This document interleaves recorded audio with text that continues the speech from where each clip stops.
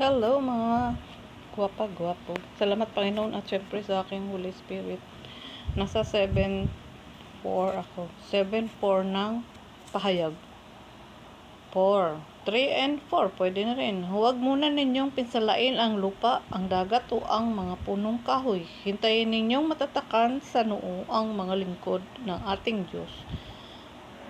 At sinabi sa akin, ang bilang ng mga tinatakan ay 144,000 buhat sa 12 lipi ng Israel. Buhat sa 2 lipi ng Israel. Amen po. May patotoo po ako. Bago po mag June 6, habang nagpipray ako, naka-feel na ako ng shaking, pero mahina lang.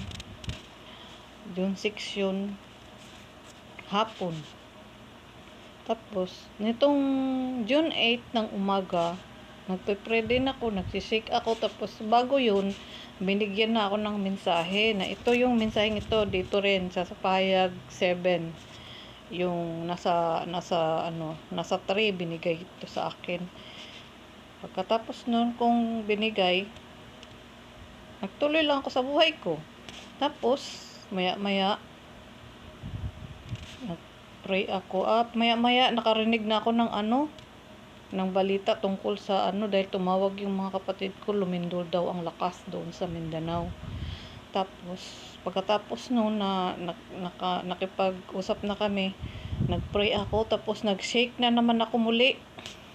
Nag-shake na naman ako nung 8 ng umaga din, pagkatapos namin nag-uusap magkapatid. Tapos sinabi ko yun sa kanila doon sa Messenger.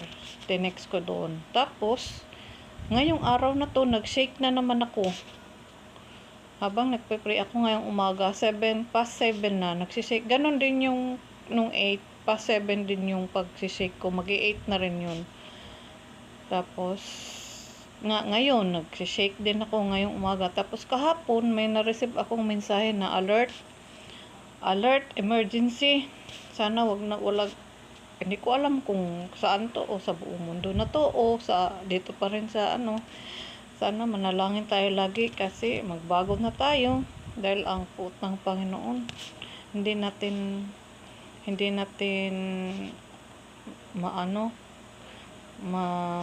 natin matukoy kung kailan darating.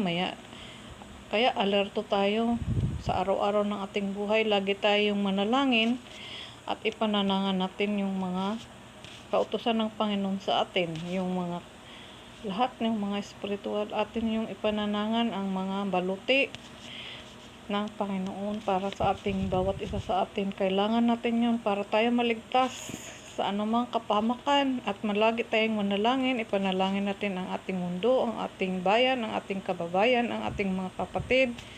Lagi natin ipanalangin ang ating mga buhay, ating pamilya. Lagi nating ipagpanalangin ang lahat-lahat dahil sa Panginoon lang tayo dapat dumulog. Wala na tayong ibang tudulugan. Siya lang ang tanging pag-asa natin. Wala nang iba. Yun ang totoo. Nag-react yung Holy Spirit ko.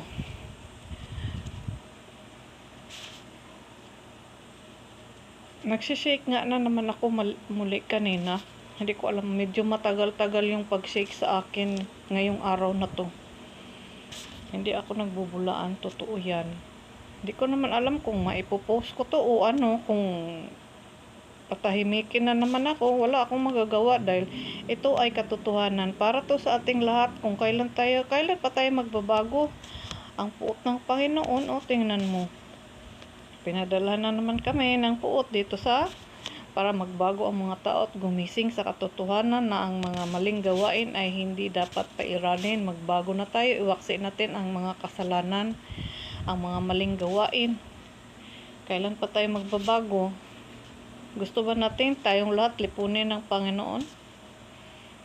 Mahal tayo ng Panginoon, kaya nga binibigyan niya tayo lagi ng babala para sa atin na magbago na, magsisi, magbalik loob sa Kanya. Gawin natin itong totohanan dahil ito ay katotohanan at totoo ang mga nangyayari sa ating mundo. Tapos kanina may nag-flashback pa sa akin. Nakita ko mga usok na may itim. Mga usok na may itim. Sabi ko, naku po, Panginoon, ano kaya yan? Wag naman po. Yun ang mga pinakita sa akin kanina, maaga-maga pa. Tapos, pag hindi ako makatulog sa gabi, naano ako talaga. Naano ko kung ano na naman kayang ano. Kasi may mga gabi talagang hindi ako makatulog. Tapos, ang ginagawa ko, nagbabasa ako ng Bible maya-maya. Pagka antukay na ko, ayun, nakakatulog na ako ng dire-diretso. Kaya sana po, manalangin tayo lagi, panalang magbalik loob na tayo sa Panginoon, magsisi na tayo, iwaksin natin ang lahat ng kasamaan. Kailan pa tayo mag-umpisa ng tama? Paano tayo maliligtas ng Panginoon? Gusto niya tayong lahat maligtas. At lahat yung mga sinabi ko, itong mensaheng to, ilang beses niya to binigay sa akin. Siguro mga 3 times na dito sa 7. Una, 7-2. Sunod, 7-3. Tapos 7-4. Tapos bumalik uli ako sa 7-2. Minsan binasa ko na lang lahat. Yun ang binigay niya sa akin. Mga mensahe. Ito nandito. Ito. Hindi ba kayo nababahala sa mga binigayang mensahe sa atin ng Panginoon? Mga babala to para sa akin. Mabuti kung babala, ura-urada kung dumating. Ang mga pagsubok sa atin ng Panginoon. Pagsubok o ano man yan.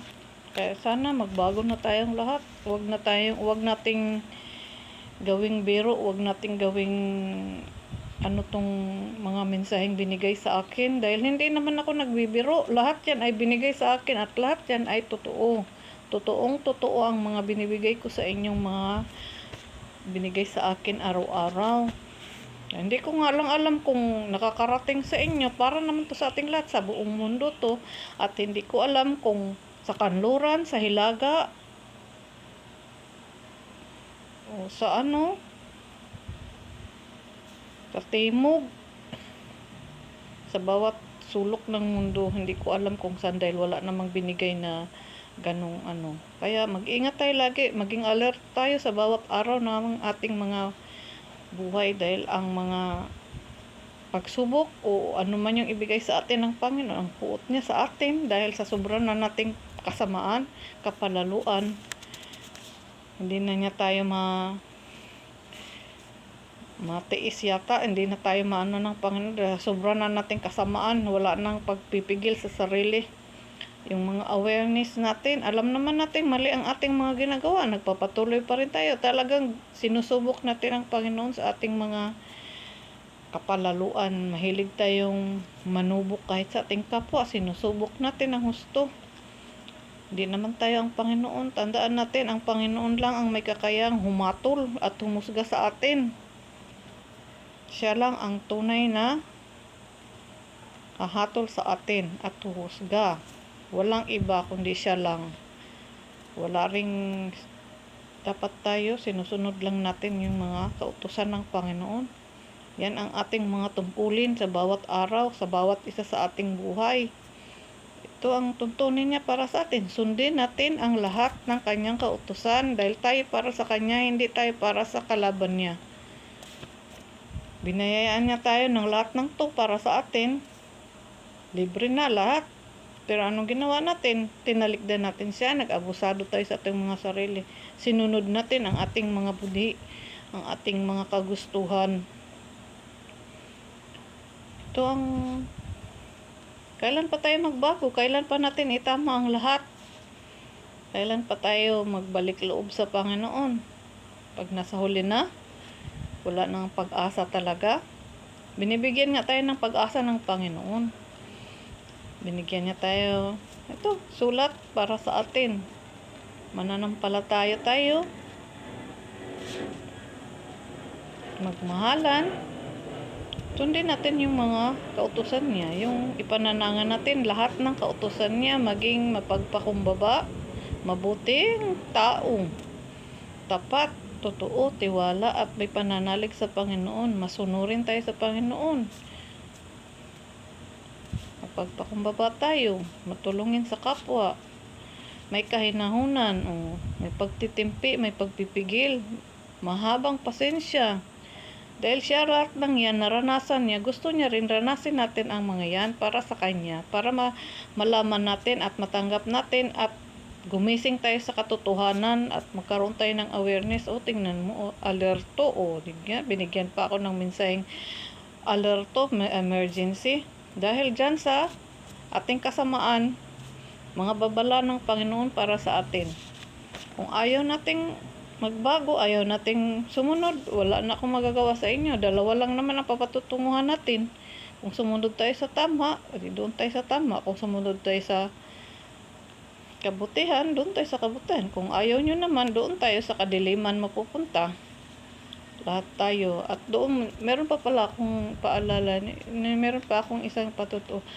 Nung mga nakaraan, mga first week din ng June yun, madilim tapos may liwanag sa malayo. Yun, ang madilim tapos may liwanag sa malayo ang nakita ko. Kadiliman. Tapos, yun, mga nung nakaraan pa yun, last week pa yun. Ayun, pinagsama-sama ko na.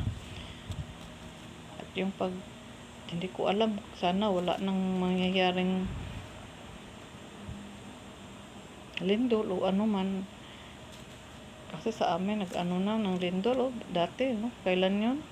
Sa Bisaya. Tapos ngayon naman dito sa Mindanao. Halos buong Mindanao. Sana wag naman po. Tapos mga usok pa. Nakikita ko, usok na maiitim. Magbago na po tayo at lagi tayong manalangin. Ipanalangin natin ang ating pagkatao, ating kapwa, ang ating buong bayan. Dahil yan ang solusyon na hindi mapuot ang Panginoon sa atin. Binibigyan na tayo ng babala. Ngayong umaga, nagsishake na naman ako.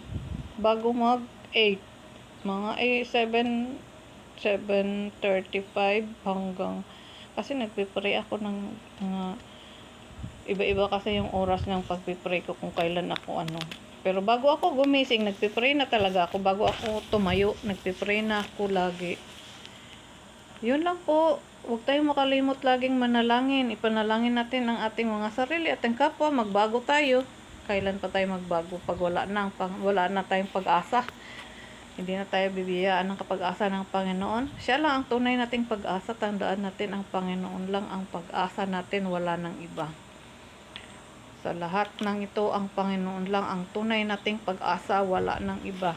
Yan lang po. Siya lang ang tanging tagapagtanggol nating lahat. Wala nang iba. Wala nang iba. Siya lang ang Panginoong Diyos natin. Kung yan ang Diyos nyo, salamat. Kung hindi naman, ay nasa sa inyo pa rin. Salamat pa rin. Yan lang mga amigo-amiga, gwapo-gwapa. Hindi po ako nagbibiro dito. Totoo itong mga sinasabi ko. Dahil ito yung mga naramdaman ko. Kung ayaw nyo makinig, ayaw nyo maniwala, nasa sa inyo pa rin. Salamat. Huwag tayong makalimot lagi ng panalangin sa Panginoon. At tumingin ng patawad, magbalik loob. Yan lang po. Lagi tayong magmahalan. Yun ang gusto ng Panginoon sa atin. Paano tayo magkakaisa kung ganito ang ayaw nating ipahayag ang katotohanan? Pinipigilan ninyo. Paano maging maligtas ang iba? Kung ayaw nyong maligtas sa sarili nyo, kayo na lang. Ako gusto kong maligtas ang lahat dahil hindi naman ako makasarili. Siguro sa ibang bagay makasarili ako pero hindi ako makasarili. Kaya nga binibigay ko to sa inyong lahat. Yung lahat ng mga binigayng pangitain sa akin ng Panginoon. Binibigay ko to lagi sa inyo. Yun nga lang. Ang dami naka-stack kong mga video na dahil hindi ko alam kung nakakarating sa inyo.